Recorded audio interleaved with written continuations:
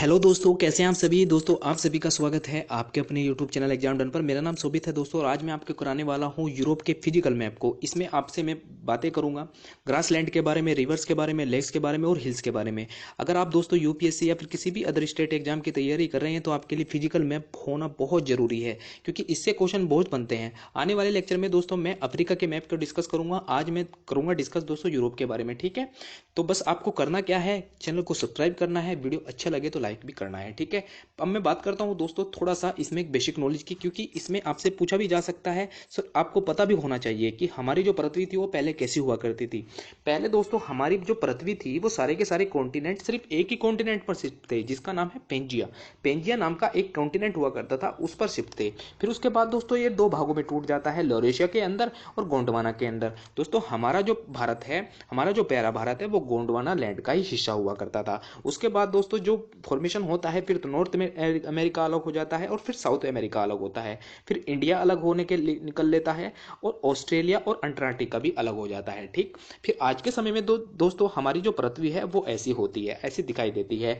जैसे north America अलग हो गया, फिर साउथ अमेरिका अलग हो गया, यूरोप को अलग आप देखेंगे, एशिया को, और आप अफ्रीका को अलग देखेंगे, और ऑस्ट्रेलिया को, अंटार्कटिका को अलग देखेंगे। ठीक, सबसे बड़ी बात दोस्तों इसमें यह है, जितने भी कॉन्टिनेंट है ना वो सारे के सारे नॉर्थ की तरफ शिफ्ट हो रहे हैं। ये भी आपको, ये एक फैक्ट है, फैक्चुअल जानकारी आपको याद होनी चाहिए कि जितने भी आपके कॉन्टिनेंट है वो सारे के सारे नॉर्थ पोल की तरफ शिफ्ट हो रहे हैं। और साथ ही साथ दोस्तों जितने भी मतलब आप देश देखेंगे, आप ये यहाँ पर देखेंगे नॉर्थ अमेरिका है, ये नॉर्थ पोल की तरफ शिफ्ट हो रहे हैं। और जो मैंने आपको बात बताई दोस्तों, जो हमारा प्यारा भारत है, जब ये यूरेशिया में जाकर धंसता है, यानी कि एशिया में जाकर धंसता है, तो किसका निर्माण होता है, तो होता है दोस्तों हिमालय का निर्माण। और आप देखेंगे दोस्तों जो इटली है, इटली जब अफ्रीका से अलग होता है और वो यूरोप में जाके धंसता है, तो किसका निर्माण होता है, आल्प्स पर्वतमाला का निर्माण। ठीक है, सारी बातें डिस्कस करूंगा। अब मैं बात करता हूं दोस्तों इसमें जो यूरोप है, यूरोप के अंदर टोटल कितने देश आते हैं। यूरोप के अंदर दोस्तों 46 कंट्री आती हैं, जिनमें लगभग अलग से 27 जो कंट्री ऐसी हैं जो अपनी एक यूनियन बनाए हुए हैं, जिसमें 20 कंट्री ऐसी हैं जो अपना शेंगेन एरिया बनाए हुए हैं। मैंने आपको क्या बात बताई, टोटल कितने देश हैं, 46 कंट्री हैं। उसके बाद दोस्तों मैंने आपको क्या बात बताई, 27 ऐसे देश हैं, यानी 27 ऐसे देश हैं जो अपनी यूनियन बनाए हुए हैं, जो अपना एग्रीमेंट करे हुए हैं कि हमें इतना व्यापार अपना आपस में मिलकर करना है, कोई टैरिफ ना लगे। और शेंगेन एरिया दोस्तों ऐसा है कि वह 20 कंट्री आती हैं, 20 कंट्री के अंदर में ऐसे देश हैं जो अपनी कॉमन करेंसी रखे हुए हैं, जिसको आप यूरो के नाम से जानते हैं। ठीक है, ध्यान रखना है दोस्तों, आपको ये फैक्चुअल जानकारी है, ये भी आपको बातें ध्यान रखनी है। अब मैं दोस्तों फिजिकल ज्योग्राफी के बारे में इसमें बात करता हूं कि जो इनमें जो फॉर्मेशन हुआ है वो कौन कौन सी, कहां कहां पर पर्वतमाला है, कहां कहां पर वो हिल्स हैं। सबसे पहले मैं बात करता हूं दोस्तों इसमें आल्प्स पर्वतमाला की। दोस्तों ये जो आल्प्स पर्वतमाला है, ये इसका फॉर्मेशन जो होता है, ये होता है इटली का, जब यहां से अफ्रीका से ये टूटता है तो ये ऊपर यूरेशिया के अंदर धंसता है। ठीक है, कहां पर धंसता है, ये यूरोप के अंदर धंसता है। तो किसका निर्माण होता है, आल्प्स पर्वतमाला का। और दोस्तों जो ये आप ये देख रहे हैं यूराल पर्वतमाला और ये काकेशस पर्वतमाला, ये यूरोप को और एशिया को दो भागों में विभाजित करती है, इसको सेपरेट करती है। कि पहचान क्या है भाई, कि भाई दोनों तो इकट्ठे ही हैं। यूरेशिया का नाम सा टोटल माना जाता है एशिया को और यूरोप को। तो ये जो डिफरेंस करता है, ये कौन सी पर्वतमाला करती है, ये करती है दोस्तों यूराल पर्वतमाला और कॉकेशस पर्वतमाला। ये दो ऐसी पर्वतमाला हैं जो यूरोप को एशिया से अलग करती हैं। ठीक है, और ये इंपॉर्टेंट है दोस्तों आपके लिए, क्योंकि आपको जानना जरूरी है। फिजिकल मैप के अंदर आपसे क्वेश्चन पूछे जाते हैं। वैसे तो आपको पता होनी चाहिए कि आपके कॉमन नॉलेज है, अगर आप यूपीएससी पर किसी भी स्टेट एग्जाम की तैयारी कर रहे हैं तो आपके लिए ये सब चीजें कॉमन सी बातें हैं। ठीक है, ये आप इसको ब्लैक सी देख रहे हैं, इसमें बहुत सारी नदियां आके गिरती हैं। इसमें आप मेडिटेरियन सी देख रहे हैं और इसमें नॉर्थ सी देख रहे हैं, आपको गल्फ ऑफ, ये आप इसमें जो बेंथल योग की खाड़ी है, ये भी आप इसमें बाल्टिक सागर को देख पा रहे हैं। ये सब बातें मैं आपको इसलिए बता रहा हूं क्योंकि आपसे क्वेश्चन आपसे पूछे भी जा सकते हैं, और कहीं ना कहीं स्टेटमेंट्स में आपसे क्वेश्चन पूछ सकता है कि क्या ये जो पर्वतमाला है ये किस किस भाग को अलग करती हैं। ये सब बातें आपको पता होनी चाहिए। ठीक है, अब दोस्तों ये जो प्रमुख नदियां हैं कौन कौन सी मैंने आपको बताऊंगा। वोल्गा नदी है और एल्ब है, वेशर है, डेन्ब्यू है, राइन है, थेम्स है, ये प्रमुख नदियां हैं यूरोप की। और प्रमुख झीलें कौन सी हैं, लाडोगा, ओनेगा और जेनेवा। और सर्वाधिक झील दोस्तों, झीलों वाला देश किसको कहा जाता है, फिनलैंड को कहा जाता है। ठीक है, अब इसमें दोस्तों ग्रासलैंड भी पहले मैं बात करता हूं। पहले इसमें ग्रासलैंड कौन कौन से हैं दोस्तों, तीन प्रकार के ग्रासलैंड है, सवाना, पेरीज और स्टेपी। दोस्तों सबसे ज़्यादा जो ग्रासलैंड हैं, यानी कि एशिया और यूरोप के अंदर सबसे ज़्यादा जो ग्रासलैंड पाए जाते हैं वो पेरीज पाए जाते हैं। इसमें आप देखेंगे जिसको आप कह देते हैं, जैसे हमारे देश के अंदर चीनी का कटोरा किसे कहा जाता है, चीनी का कटोरा हमारे देश के अंदर उत्तर प्रदेश को कहा जाता है। इसी प्रकार से गेहूं का कटोरा किसको कहा जाता है, यूक्रेन को, वही यूक्रेन जिस पर रूस ने चढ़ाई कर रखी है। ठीक है, ये भी आपको ध्यान रखनी है। गेहूं का सबसे ज़्यादा निर्यात करता है यूक्रेन। यूक्रेन के पास दोस्तों ऐसी एक ज्योग्राफिकल एरिया है, ऐसा एक ग्रास है, ऐसा एक भूमि है कि जहाँ पर जो खेती होती है वो होती है गेहूं की खेती सबसे ज़्यादा वहाँ पर होती है, और इसी प्रकार से वो उसका निर्यात करता है। ये भी आपको बातें ध्यान रखनी है। दोस्तों मैंने आपको क्या बताया था, इससे पहले बातें मैंने आपको बताई थी कि जो जिस प्रकार से उसका निर्माण होता है, हमारे हिमालय का निर्माण होता है, इसी प्रकार से आल्प्स पर्वतमाला का निर्माण होता है। इससे जो अफ्रीका से टूट के इटली ऊपर जाकर धंसता है, कहाँ पर धंसता है, यूरोप के अंदर, तो आल्प्स पर्वतमाला का निर्माण होता है। ठीक है, आल्प्स पर्वतमाला से दोस्तों बहुत सारी नदियां निकलती हैं, और वहीं दोस्तों एक टेट्रा पर्वतमाला है, यानी कि टेट्रा, यानी कि आप इसको कह सकते हैं, एक है कार्पेथियन पर्वतमाला, एक है ट्रांसवेल्शन पर्वतमाला, यहाँ पर आपको दिखाई देगी। और ये जो ग्रीस है ना दोस्तों, इसमें सबसे ज्यादा पर्वत आपको दिखाई देंगे, जैसे एक काकेशस यहाँ पर है और एक काकेशस यहाँ पर भी है, जिसको आप बाल्कन पर्वतमाला भी वहां पर है, एक रोडपे पर्वतमाला है, कहाँ पर, ग्रीस के अंदर।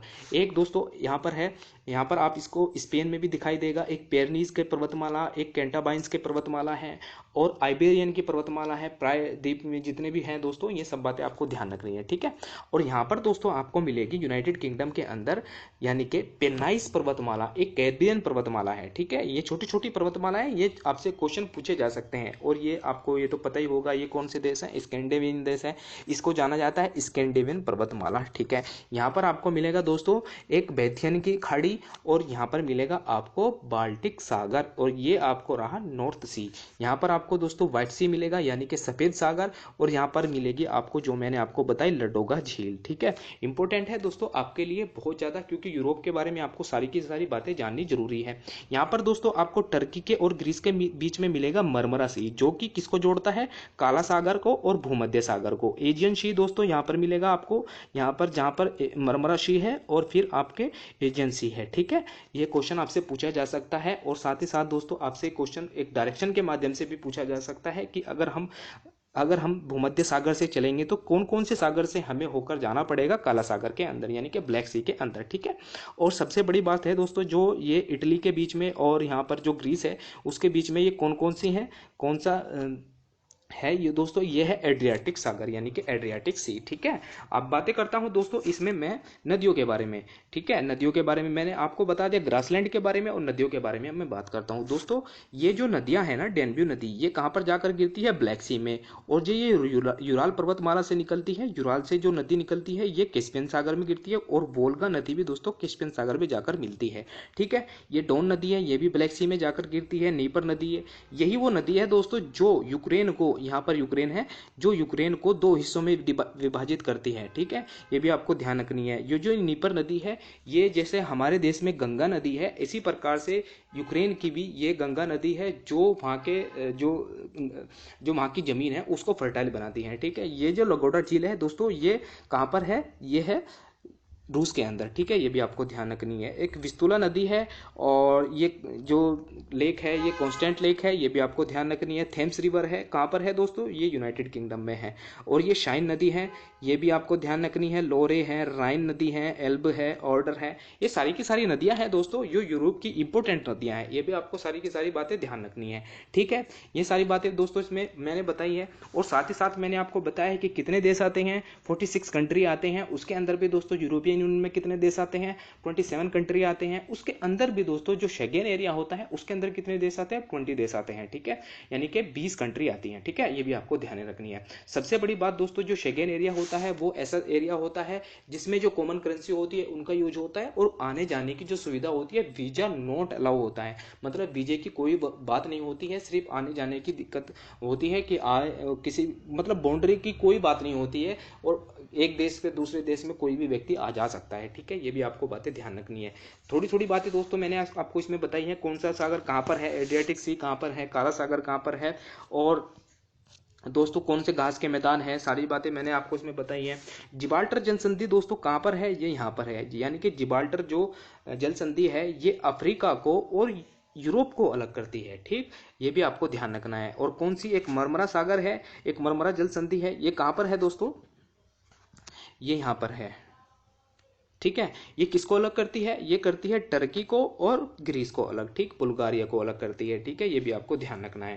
ये सब बातें दोस्तों मैंने आपको बताई है, और सारी बातें दोस्तों इसमें मैंने डिस्कस कर ली हैं। और कुछ हो रह गया हो आप मुझे बता सकते हैं कि कौन सी नदी या फिर कौन सा पर्वतमाला इसमें रह गई है। वैसे तो दोस्तों जो पर्वतमाला है इसमें सबसे ज़्यादा यही पूछी जाती है जो मैंने आपको इसमें बताई है। वैसे तो इटली के अंदर दोस्तों एस्पिनियाज की एक पर्वतमाला और है, और अल्प्स पर्वतमाला का मैंने आपको फॉर्मेशन बताया, इसी से पर्वतमाला से दोस्तों डैन्यूब नदी निकलती है। और साथ ही साथ दोस्तों मैंने आपको बताया इसमें जो डैन्यूब नदी निकलती है ये यहीं से निकलती है। और साथ ही बताया दोस्तों मैंने आपको एवेनिया पर्वतमाला भी इसमें आप देख लीजिए, यहाँ पर है, फ्रांस के अंदर है। ठीक, और साथ ही साथ अगर कुछ रह गया हो दोस्तों आप मुझे इसमें बता सकते हैं, और कमेंट बॉक्स में दोस्तों अगर कोई चीज़ इसमें रह गई हो तो आप मुझे कमेंट बॉक्स में इसका जिक्र कर सकते हैं। ठीक है, काउंसिल ऑफ यूरोप के बारे में मैंने आपको बताया कि कितने देश आते हैं, यूरोप भी, यूरोप के अंदर दोस्तों सारी की सारी बातें इसमें डिस्कस कर ली हैं। और साथ ही साथ दोस्तों अगले लेक्चर में मैं आपके लिए डिस्कस करूंगा अफ्रीका के बारे में, अफ्रीका के कॉन्टिनेंट किस प्रकार से फॉर्म होता है, और कैसे जो अफ्रीका की जो नदियां हैं वो कहाँ पर हैं, ग्रासलैंड कौन से हैं, और कौन कौन सी चीज़ें कहाँ कहाँ पर हैं, सारी बातें आने वाले लेक्चर में यूरोप में मैं डिस्कस करूंगा। ठीक है दोस्तों, मिलते हैं दोस्तों अपने नेक्स्ट लेक्चर में। Thank you all of you.